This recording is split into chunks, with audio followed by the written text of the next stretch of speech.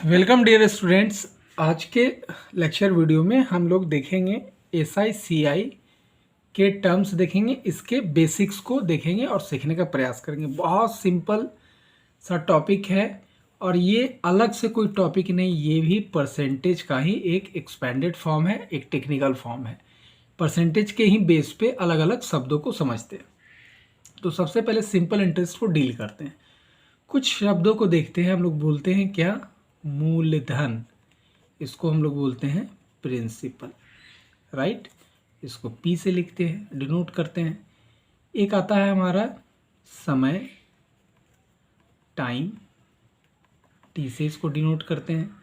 एक आता है दर, इसको हम लोग वार्षिक बोलते हैं। ब्याज की वार्षिक दर, हमेशा ब्याज की वार्षिक दर, इसको बोलते हैं rate of interest, annual rate of interest. इसको हम लोग R% से डिनोट करते हैं।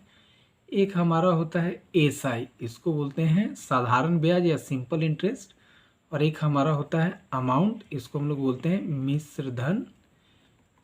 ठीक है, इन सारे टर्म्स को समझते हैं। जैसे आप कोई मकान में रहते हो किराए में, तो जो मकान मालिक होगा वो मान लो कि उस मकान को 5 लाख रुपया के लागत से बनाया है, तो वो आपसे पर महीना क्या 200 रुपया या 2000 रुपया पर महीना क्या ले रहा है, रेंट ले रहा है। तो वो रेंट ही क्या है, वो आप उसको जो रेंट भुगतान करते हैं वही ब्याज है।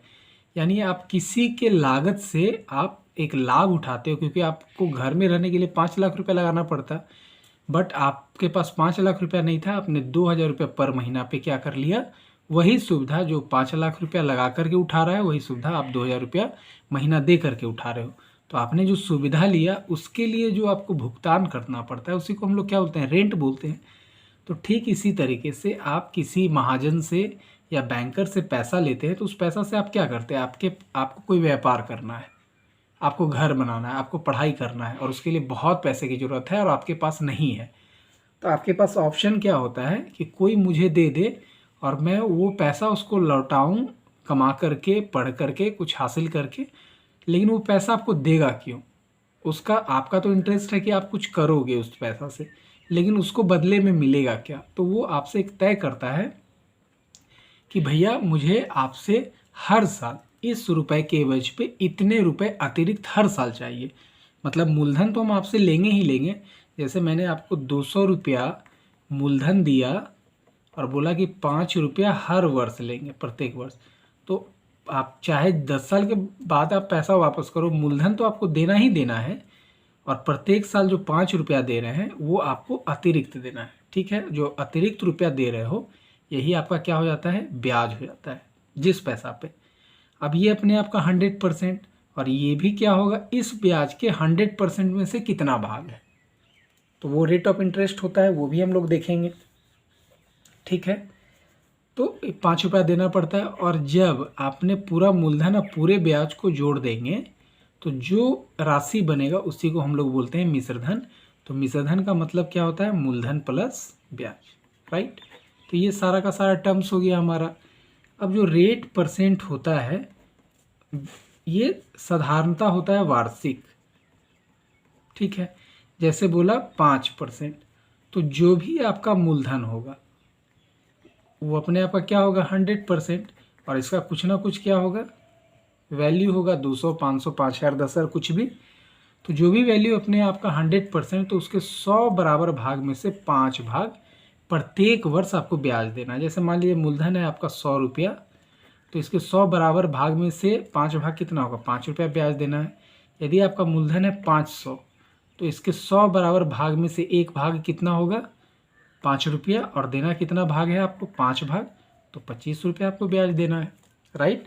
तो जैसे जैसे मूलधन बढ़ेगा, मूलधन अपने आपका 100%, और जो ब्याज का दर है वो जो भी परसेंट हो, लेकिन मूलधन का वैल्यू जैसे जैसे आप बढ़ाएंगे ब्याज की राशि भी क्या होती जाएगी, बढ़ती जाएगी।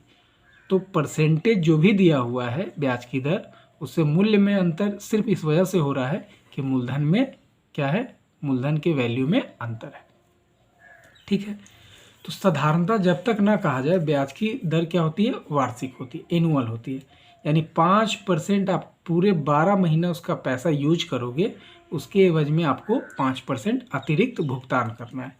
लेकिन अगर बोले कि 5% ब्याज की वार्षिक दर है और अर्धवार्षिक तय किया, यानी अर्धवार्षिक भुगतान करेगा साधारण ब्याज के लिए, एकदम दिमाग में रखना है साधारण ब्याज के लिए, तो यदि R% कुछ भी हो, वो हमेशा जो भी संख्या दिया होता है, जैसे मान लीजिए 12% दिया हुआ है, तो इसका मतलब ऑलवेज वो सालाना है, वार्षिक है, एनुअल है।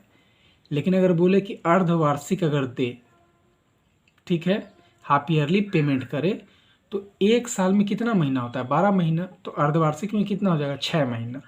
यानी एक वर्ष में 6 महीना, 6 महीना कितने स्लॉट होंगे? 2 स्लॉट। तो आपको जो भी रेट ऑफ इंटरेस्ट है अर्धवार्षिक के लिए 2 से भाग करेंगे, तो अर्धवार्षिक के लिए रेट ऑफ इंटरेस्ट क्या हो गया? 6%। इसी तरीके से तिमाही, क्वार्टर, तिमाही का मतलब क्या हो गया? एक वर्ष में तिमाही कितने होंगे? 1 2 3 4, 1 2 3 4, 4 तिया 12, यानी 1 2 3 4, 4 स्लॉट होंगे। तो जो भी एनुअल रेट ऑफ इंटरेस्ट होगा उसको हम क्या करेंगे? 4 से डिवाइड करेंगे, तो 3% हो गया, राइट। यदि यही हो मासिक, मंथली रेट ऑफ इंटरेस्ट देना हो, 12% दे दिया वार्षिक, तो मंथली रेट ऑफ इंटरेस्ट देना हो तो जो भी रेट ऑफ इंटरेस्ट है उसको महीनों की संख्या से डिवाइड कर देंगे 12 से, तो क्या हो गया? मासिक 1%। यदि यही हो पाक्षिक, पाक्षिक का मतलब होता है क्वारंटाइन। अब क्वारंटाइन अपने बहुत पॉपुलर नाम है क्वारंटाइन, तो इसको बोलते हैं पाक्षिक, यानी 15 दिन, एक महीने का आधा, ठीक है। तो अगर हम लोग इसको पाक्षिक को लेंगे तो एक महीना में 2 होगा, 15-15, तो 24, 12 महीना में कितना हो जाएगा? 24। तो जो भी रेट ऑफ इंटरेस्ट है उसको 24 से डिवाइड कर देंगे, तो कितना हो जाएगा? 0.5%, या फिर हो जाएगा आधा % होगा, या फिर 1/2%, ठीक है। अगर यही होगा कि डे के हिसाब से दैनिक कितना होगा? 12% एनुअल है, तो जो भी रेट ऑफ इंटरेस्ट है और साल में कितना दिन होता है? 365 दिन, तो उससे भाग दे देंगे। अगर मान लीजिए बोला कि 7 डे का, 5 डे का, तो जो भी, ये तो एक दिन का आ गया, और जितने दिन का बोला उतने डे से गुना कर देंगे, तो उतना % आपको टोटल मूलधन का निकालना होगा, वो ब्याज आ जाएगा। जैसे मान लीजिए कि 5,000 रुपया मूलधन है, 12% प्रति वार्षिक ब्याज की दर से 5 दिन का ब्याज कितना होगा? तो 5,000 रुपया हो गया। तो 12% का मतलब आप पहले इसको ये करेंगे, 365 से भाग दे करके गुने क्या करेंगे हम लोग? 5 दिन के लिए 5, तो ये इतना % निकल जाएगा, और 5,000 का इतना % से डिवाइड कर देंगे, तो वो हमारा आंसर रुपया में आ जाएगा, ठीक है। तो हम लोगों ने क्या क्या सीखा? जो रेट ऑफ इंटरेस्ट था वो सीखा, मूलधन सीखा, मिश्रधन सीखा, ब्याज कैसे लगता है वो सीखा, ब्याज का कंडीशन सीखा, अमाउंट सीखा, सिंपल इंटरेस्ट सीखा, रेट % सीखा। टाइम का मतलब क्या होता है कि यहाँ पे हम लोगों ने टाइम देखा, तिमाही, मासिक, पाक्षिक, ठीक है। अब आगे थोड़ा सा हम लोग और चीज़ों को समझने का प्रयास करते हैं। ये परसेंटेज का ही एक एक्सपेंडेड फॉर्म है, तो हम लोग के पास फार्मूला है, मेजर फार्मूला क्या है? SI, सिंपल इंटरेस्ट हुआ PRT/100, मतलब मूलधन गुने समय गुने दर। हालांकि कोई भी ज़रूरत नहीं है फार्मूला का, कोई ज़रूरत नहीं है, लेकिन मैं समझाने के लिए, तो सिंपल इंटरेस्ट साधारण ब्याज बराबर होता है PRT/100, मूलधन गुने समय गुने दर बटा 100, और अमाउंट बराबर आपका होता है SI प्लस प्रिंसिपल, यानी ब्याज प्लस मूलधन बराबर मिश्रधन। तो अब ये 2 फार्मूला है। अब यहाँ से अगर आपको सिंपल इंटरेस्ट निकालना है तो क्या हो जाएगा? मूल्य में अगर दिया हुआ है तो अमाउंट मिश्रधन माइनस मूलधन, मेजर फार्मूला यही है, इसी में से हम लोगों ने इसको ड्रॉप आउट किया। और यदि आपको प्रिंसिपल निकालना है तो अमाउंट माइनस, यानी मिश्रधन माइनस साधारण ब्याज, तो निकल जाएगा। यहाँ से आपको P निकालना है, तो P यदि निकालना है तो हर हालत में SI × 100/RT। यदि आपको निकालना है R, तो क्या होगा? सब में SI × 100 होगा PR/PT। यदि आपको निकालना है यहाँ पे T निकालना है, तो SI × 100/ क्या निकालना था? T, तो PR। तो इस तरीके से ये मेजर फार्मूला हो गया आपका, और उसी से ये तीनों निकला, ये मेजर हो गया, इसी से ये दोनों निकला। यानी 6 को आप 2 से निकाल लिए तो ये एक समझने के लिए था, सिर्फ बेस को समझने के लिए, बेस को समझने के लिए था। और साधारण ब्याज में ब्याज पर ब्याज नहीं लगता है। अब जैसे मान लीजिए यहाँ पे मैं लेता हूँ मूलधन 500 रुपया, रेट परसेंट ले लेता हूँ समझने के लिए 10%, टाइम ले लेता हूँ 5 ईयर्स, ठीक है, सब मैं भर देता हूँ यहाँ पे 5 ईयर्स। अब मेरे को एसआई निकालना है, तो एसआई बराबर क्या होगा, PRT, यानी 500 गुने 10 गुने 5 बटा में 100, मतलब कितना हो गया 250 रुपया। अब यहाँ पे परसेंटेज कैसे अप्लाई करना है, चूँकि ब्याज का ब्याज नहीं लगता है तो प्रत्येक साल कितना ब्याज लग रहा है 10%, और टोटल ब्याज कितना, कितने 10% देना है प्रत्येक साल, वार्षिक है, तो टोटल 5 साल में कितना हो जाएगा 50%। 50% आपको ब्याज देना है किसका, मूलधन का। तो इसको आप बनाने के कई तरीके, एक तो फार्मूला से आपने देखा, तो 500 का बेस आ गया। रेफरेंस सिर्फ ध्यान रखना है, परसेंटेज में हम लोगों ने सीखा था रेफरेंस कि ये 50% किसका होगा, तो कोई ना कोई मूल्य का ही ना, हम परसेंटेज हम लोग किसका निकालते, किसी ना किसी मूल्य का। तो यहाँ मूल्य क्या है, मूलधन। तो 500 का 50% हमने निकाला, कितना हो गया 250 रुपये, राइट। ऐसे ही बना सकते हैं। या आपका मूलधन अनुपात एसआई क्या निकला, यहाँ 50% और यहाँ कितना 100%, 1:2, 1:2, 2 भाग बराबर 500, तो हमने भाग दिया तो 1 भाग का वैल्यू आ गया 250। तो रेशियो मेथड से भी इसको बना सकते हैं। तो सबसे अच्छा क्या होगा कि आप इसको परसेंटेज के बिहाफ पे बना लें। अब यही प्रश्न आपका होता कि 500 रुपया पे 250 रुपया ब्याज प्राप्त होता है 10% वार्षिक ब्याज की दर से, तो कितना समय लगा। तो पहले हम ये देखें 500 पे कितना मिला 250, तो 500 का कितना प्रतिशत है 500, 250 का x प्रतिशत है 250, तो x बराबर 250 गुने 100 बटा में 500, 2 बार में कितना आ गया 50%, और बोला 10% वार्षिक से, तो एक साल में 10%, तो कितना आ गया 5 ईयर्स। बहुत ही आसानी से, तो कुछ भी पूछे आप इसको परसेंटेज के पॉइंट ऑफ व्यू से बना सकते हैं। यदि कहता कि 500 रुपया पर 250 रुपया ब्याज प्राप्त होता है 5 साल पे, तो रेट परसेंट क्या है, तो पहले देखेंगे 500 का कितना परसेंट है, x परसेंट है 250, तो x इक्वल टू क्या 250 गुने 100 बटा में 500, 2 बार में आ गया 50%, और क्या बोला कि 5 साल में मिलता है, तो रेट ऑफ इंटरेस्ट क्या है, तो 5 से में डिवाइड कर दिया, तो क्या हो गया रेट ऑफ इंटरेस्ट 10%। तो कुछ भी पूछ रहा है हम लोग इसको क्या कर सकते हैं, आसानी से बना सकते हैं। अब आप देखेंगे यहाँ पे कि मान लीजिए कि प्रश्न इस तरीके से दे दे कि किसी मूलधन का, मतलब किसी मूलधन पे 3 वर्ष का जो मिश्रधन होता है और 5 वर्ष का जो मिश्रधन होता है, वो 5 वर्ष से यानी जो भी 3 इयर्स का हो रहा है और 5 इयर्स का जो अमाउंट हो रहा है, उनका अंतर है 100 रुपया, जबकि ब्याज की वार्षिक दर है 5%, ठीक है। तो यह वर्ष का अंतर कितना है 2 वर्ष। समझने के लिए आप जितना समझोगे उतना अच्छा से बना पाओगे। तो वर्ष का अंतर है 2 वर्ष, यानी एक वर्ष में 5%, तो परसेंटेज में अंतर कितना का होगा, एक वर्ष में 5% का, 2 वर्ष में 10% का अंतर, और यही 10% का अंतर किसके बराबर है 100 रुपया के। तो आपका आंसर कितना आ जाएगा 100%, 1000 रुपया। तो यहाँ मूलधन कितना हो गया 1000 रुपया। आसानी से निकाल सकते। 3 साल के बाद यदि आपसे पूछे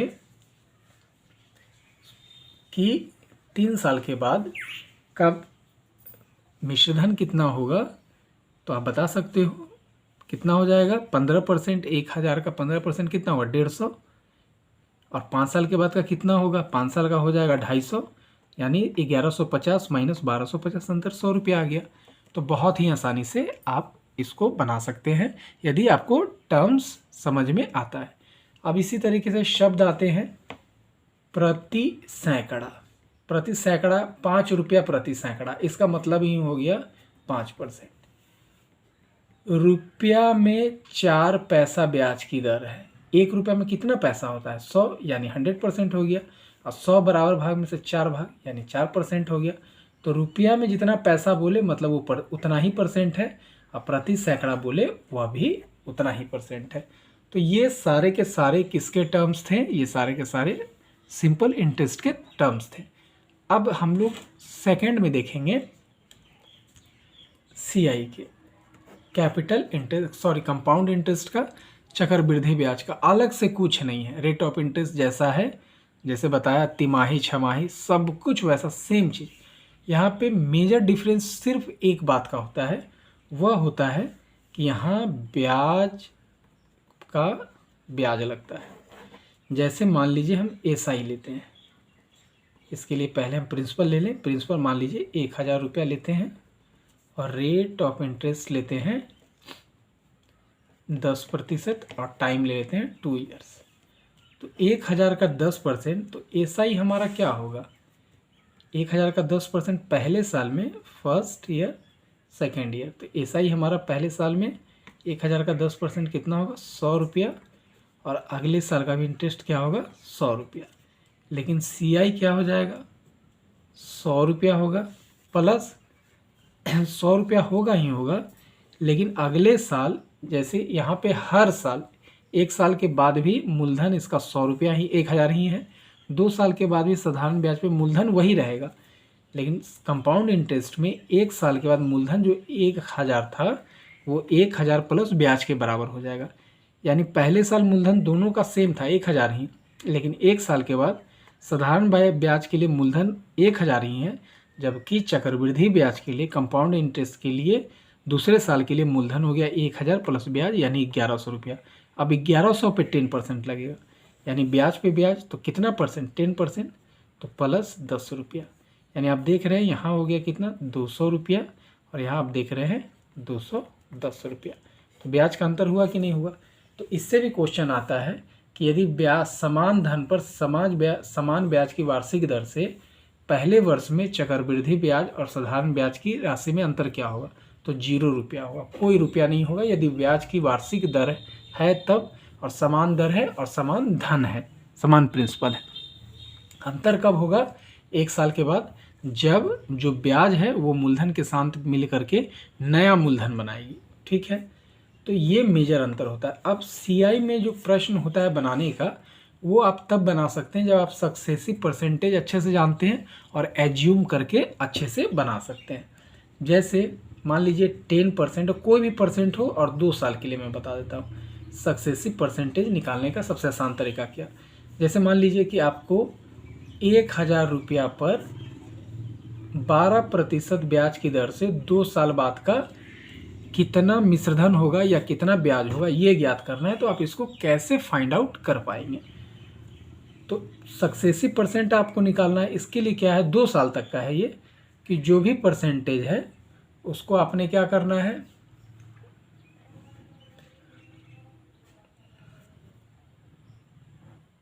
जो भी परसेंटेज है उसको 2 से गुना करना है, प्लस जो भी परसेंटेज है उसका स्क्वायर करके 100 से डिवाइड कर देना है।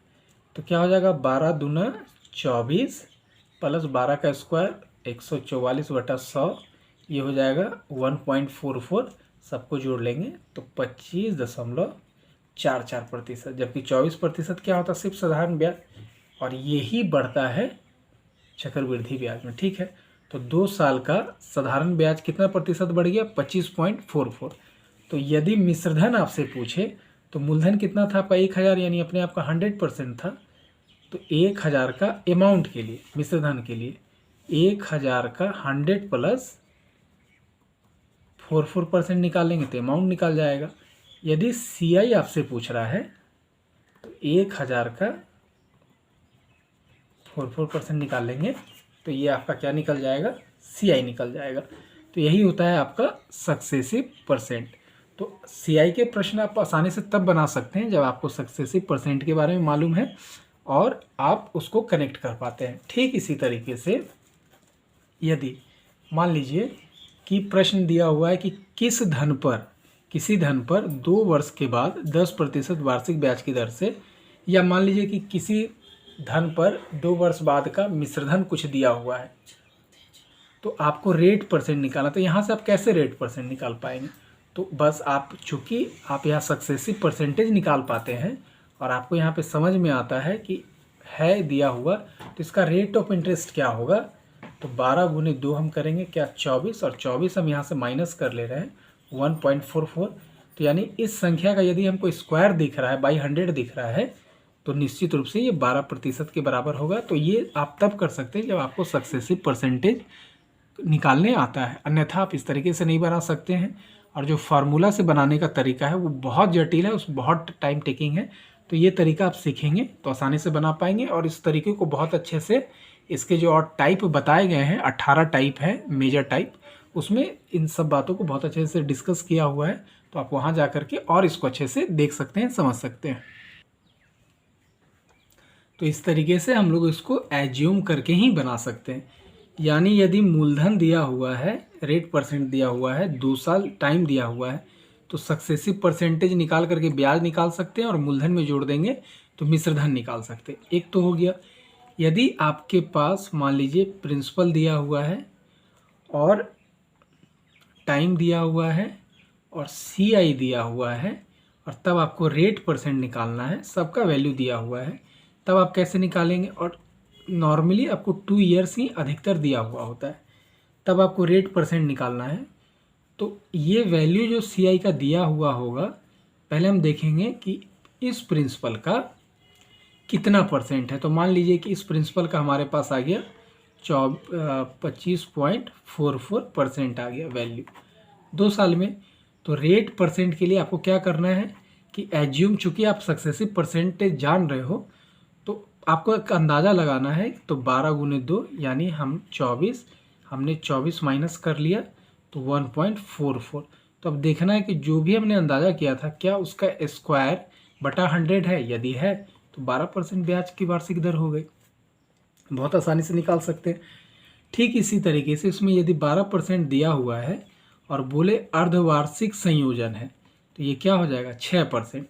तो यदि 12% के हिसाब से वार्षिक होता तो 12% होता, लेकिन अर्धवार्षिक संयोजन है तो क्या होगा, अब इसका आधा का सक्सेसिव परसेंट होगा। तो 6 गुने 2 प्लस 6 स्क्वायर बाई 100 यानी 12.36%, ये अंतर हो जाएगा। ठीक है।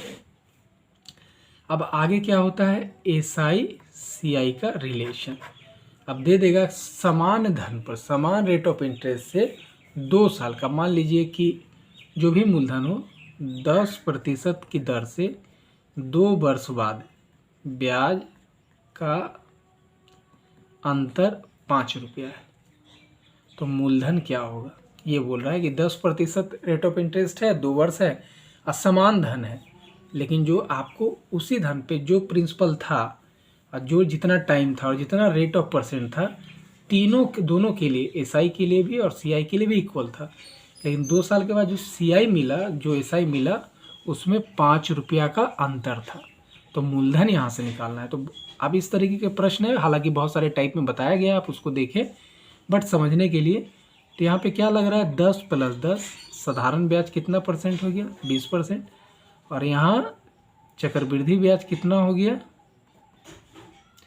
21%।